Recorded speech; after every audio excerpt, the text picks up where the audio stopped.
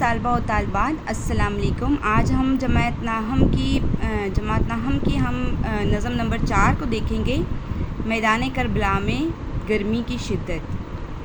تو اس کے شاعر کا نام میر بابر علی انیس ہے۔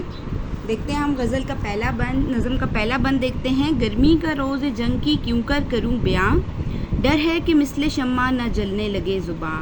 وہ لو کی الحذر، وہ حرارت کی العما، رنگ کی زمیں تو سرخ تھی اور زرد آسماں۔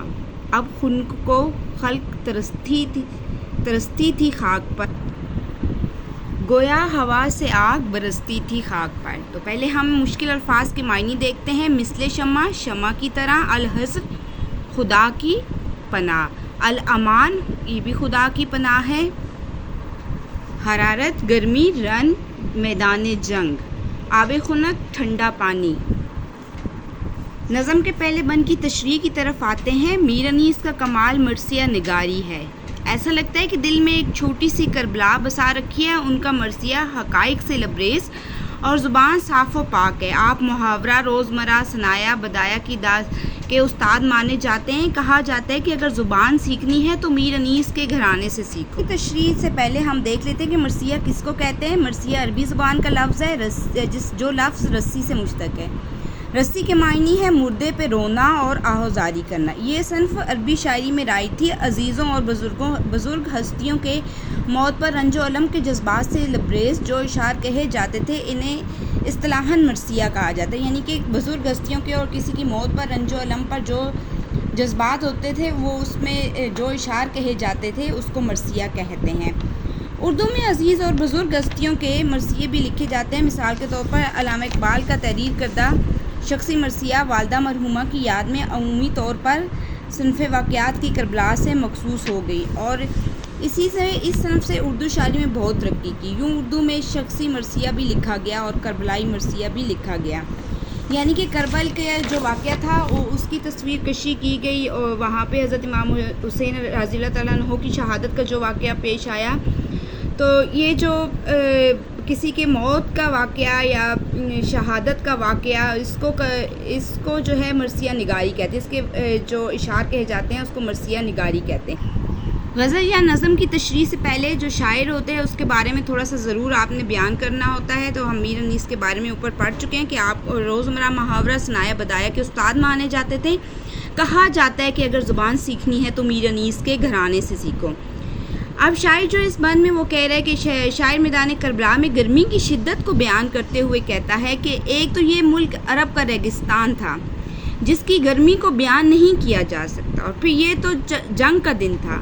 ظاہر ہے کہ جنگ کی وجہ سے گرمی کی شدت کچھ اور بڑھ جاتی ہے، اسی لیے میں گرمی کی شدت کو بیان نہیں کر سکتا۔ یعنی کہ وہ کہتا ہے کہ گرمی کی شدت اتنی زیادہ تھی کہ جس کو میں بیان نہیں کر سکتا۔ عرب کا تپتا ریگستان تھا، گرم ریت تھی، میرے پاس وہ الفاظ ہی نہیں ہے کہ میں گرمی کی شدت کو بیان کر سکوں۔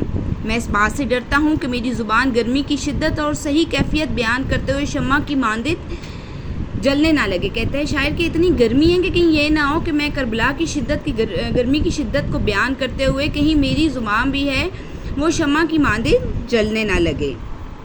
میدان جنگ میں اس قدر لو چل رہی تھی کہ انسان بے اختیار خدا کی پناہ طلب کرتے تھے۔ میدان جنگ کی سرزمین گرمی کی شدت سے تپ کر تانبے کی طرح سرخ ہو چکی تھی۔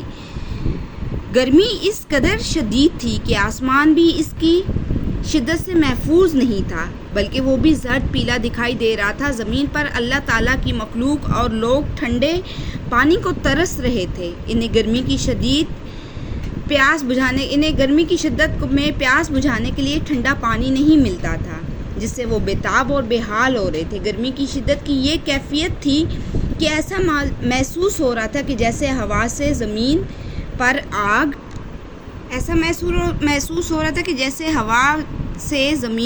آگ برس رہی ہو۔ زمین اپنے اوپر قدم نہیں رکھنے دے رہی تھی۔ یہ حقیقت، یہ بلندی، یہ شان حسین بن گیا اسلام کی بنیاد و ایمان و حسین۔ اس شعر میں اس نظم نمبر 4 میدان کربلا میں گرمی کی شدت کا بند نمبر 2 دیکھتے ہیں۔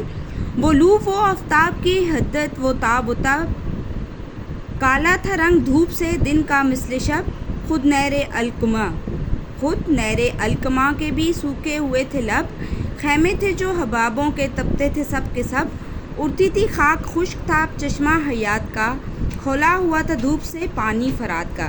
تو یہ فرات کیا ہے؟ یہ ایک نہر ہے جو کہ میدان کربلا میں جب حضرت امام حسن حسین رضی اللہ تعالیٰ عنہ جب جنگ لڑ رہے تھے تو وہاں جو فرات کا دریا تھا، فرات کی جو نہر تھی، اس کا ذکر کیا گیا ہے۔ اب اس کی لغت یعنی کہ مشکل الفاظ کے معنی کو دیکھتے ہیں۔ لو تیز گرم ہوا، حباب ہے بلبلا، بلبلا کو حباب کے معنی ہے بلبلا، اور آفتاب سورج، حیات زندگی، اور حدت جو ہے وہ تپش ہے، اور کھولا ہوا مینس کہ ابلا ہوا۔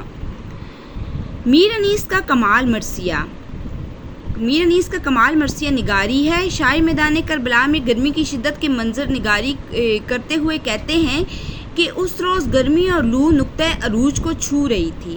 جنگ کے دن میدان کربلا میں بہت تیز گرم ہوا چل رہی تھی، سورج اپنی پوری آب و تاب سے چمک رہا تھا، سورج کی دھوپ میں بہت زیادہ تپش تھی۔ جس طرح دیر تک آگ پر رکھی ہوئی چیز جل کر سیاہ ہو جاتی ہے، اسی طرح دھوپ کی شدت سے چمکتے دمکتے دن کو بھی سیاہ لباس پہنا دیا گیا۔ گرمی کی انتہا نے زمین کو جلا کر رکھ دیا تھا۔ میدان کربلا میں بہنے والی نہر علقمہ کے کنارے بھی نہر بہہ رہی تھی، اس کے کنارے بھی خشک ہو گئے تھے۔ ایسا محسوس ہوتا تھا کہ جیسے خود نہر علقمہ کو بھی پیاس لگی ہو۔ یعنی کہ شاعر جو ہے وہ میدان کربلا کا منظر پیش کرتے ہوئے کہتے ہیں کہ وہ نہر کے کنارے بھی اس طرح سے خشک ہو گئے تھے، ایسے لگتا تھا کہ نہر کو خود بھی پیاس لگی ہو۔ اس نہر میں بننے والے بلبلے بھی سخت تپتے ہوئے تھے۔